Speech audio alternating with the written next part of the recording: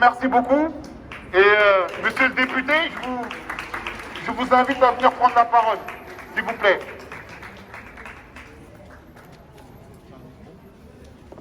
Merci, bonjour à toutes et à tous. Je suis arrivé tout à l'heure, il y a pas mal de mobilisations aujourd'hui à Paris.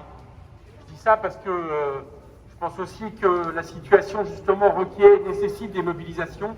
Et il faut noter qu'il y en a, que les gens ne se laissent pas faire, même si on a l'impression parfois que cette lutte est de plus en plus dure pendant la période d'épidémie.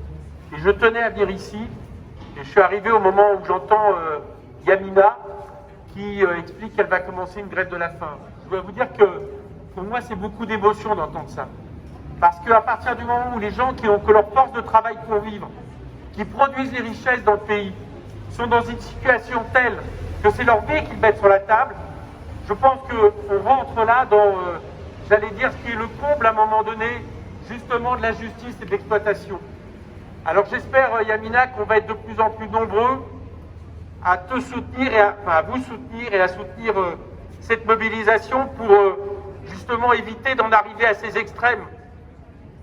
Il faut absolument, effectivement, qu'on se fasse entendre.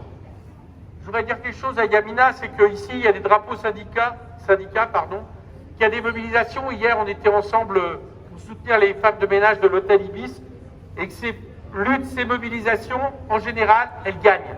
Elles gagnent parce que, justement, c'est des gens comme vous qui, à un moment donné, vivent toutes les discriminations, vivent toutes les exploitations, et le jour où elles se lèvent, elles n'arrêtent pas, elles se mobilisent jusqu'à la victoire. Et moi, je suis sûr qu'on peut gagner. C'est facile peut-être de dire ça en tant que député, mais je suis sûr qu'on peut gagner à la condition, effectivement, qu'on soit nombreux à vous soutenir. Parce que cette mobilisation, elle est éclairante de la période. On est à un moment de l'histoire où nous n'arrêtons pas de donner des dotations, des financements aux entreprises, sans aucune condition. Et il est absolument intolérable que dans un moment d'épidémie, des entreprises qui reçoivent des milliards d'euros de l'État, c'est-à-dire de nous, eh bien, fassent des licenciements qui sont des licenciements boursiers ou fassent des PSE qui sont des PSE boursiers. Parce que ces entreprises, ces fonds d'investissement, que ce soit Anderson pour les hôtels et la chaîne d'hôtels Marriott, nous savons qu'en réalité, ce ne sont pas des PSE qui sont créés parce que ces entreprises auraient des difficultés, mais c'est uniquement pour améliorer la rente des actionnaires.